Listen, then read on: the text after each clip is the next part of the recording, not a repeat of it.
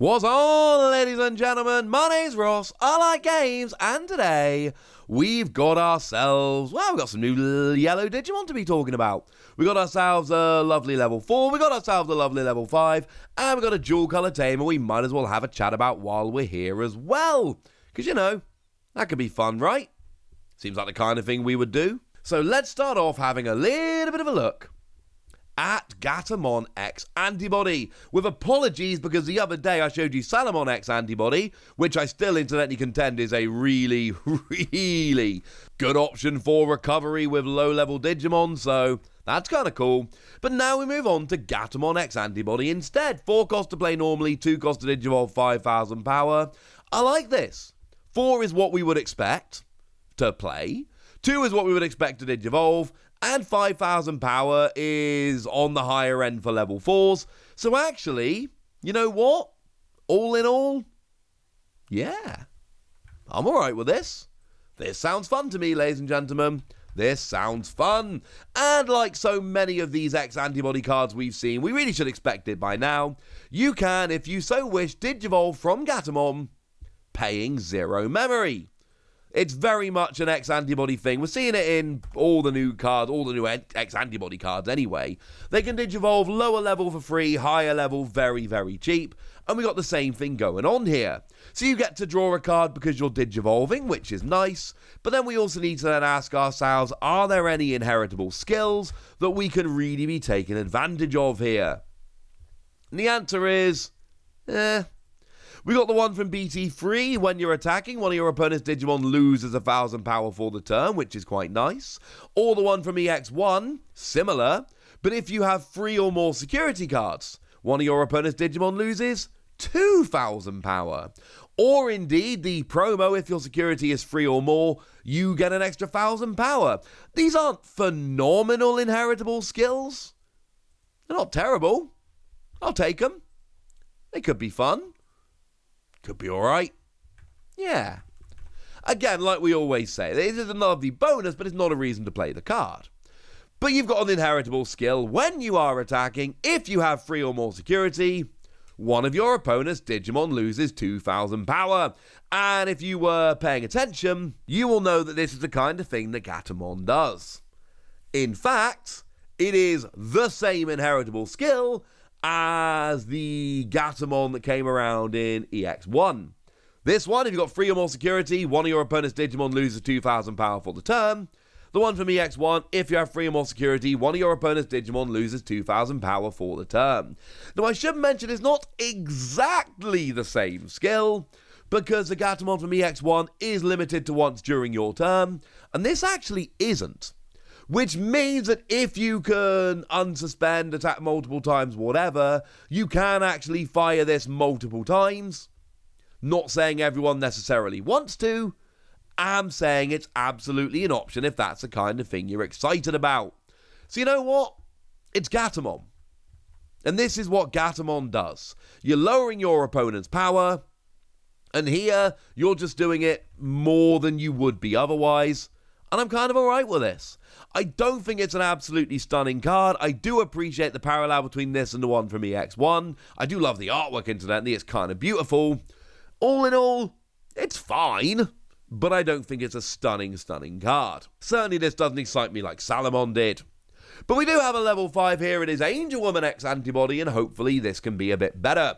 8 cost to play normally, 3 cost to Digivolve, 8,000 power. Level 3s tend to be 838 or 737, so this is about right. And you can Digivolve from Angewomon, and you don't even have to pay any memory to do so, which is rather lovely. Usual question, do we have good inheritable skills? Yes, we really do. We've got the one from BT9 that if your security is 3 or less, you can play a level 3 or lower Digimon from your hand without paying. This is phenomenal. Do remember the or less is future-proof and you cannot play a level 2 onto the board. They don't exist on the field. This is a really, really good skill.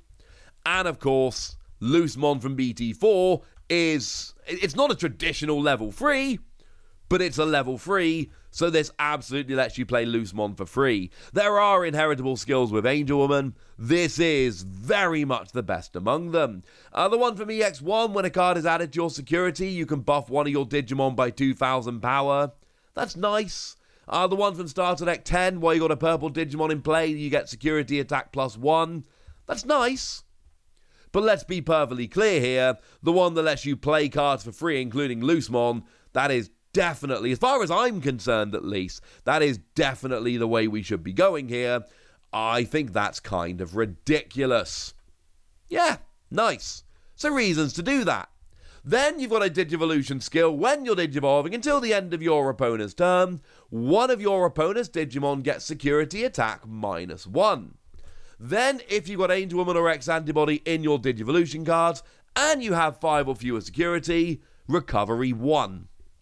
Yeah, this is phenomenal. When we talked about Metal Greymon yesterday, a couple days ago, whenever it was, when we talked about that, I told you that it was the kind of card that even if you weren't really building a deck around it, if you're playing Metal Greymon, you could whack it in just because. If you're playing Angewomon, this should go in your deck just because.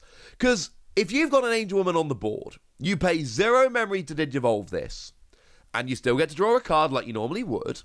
Then you get to give one of your opponent's Digimon security attack -1, which means they're taking out one fewer security card, which could be the difference that could literally win the game.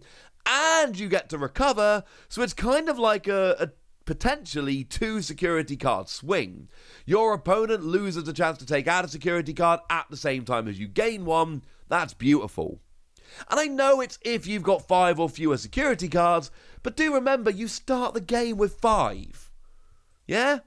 And a lot of cards that recover, or at least some of them, specifically stop you going above 5 security cards, so you can't go absolutely nuts. Marine Angewomon from EX2 would be an example. When you play for each your opponent's Digimon with no Digivolution sources, recovery 1, but you cannot become 6 or more by this effect.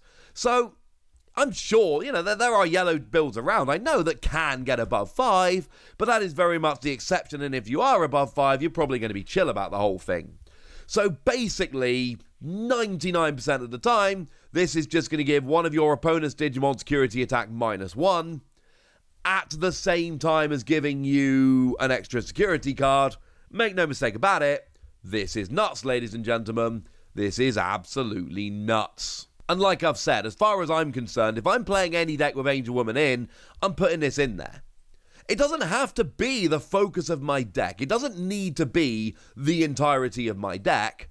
It is just I know it can be, don't get me wrong, but I'm saying this can be just a nice little tech. If I'm playing Angewomon anyway, just pop this in kind of halfway through, get the lovely skills, and then move on to the level 6 that I would have been moving on to anyway. It's drawing me a card while not costing me any memory. Well, I say drawing a card. I'm playing this and replacing it. Same kind of deal. I love it. I think this is absolutely brilliant. We know how good recovery is. This is just phenomenal.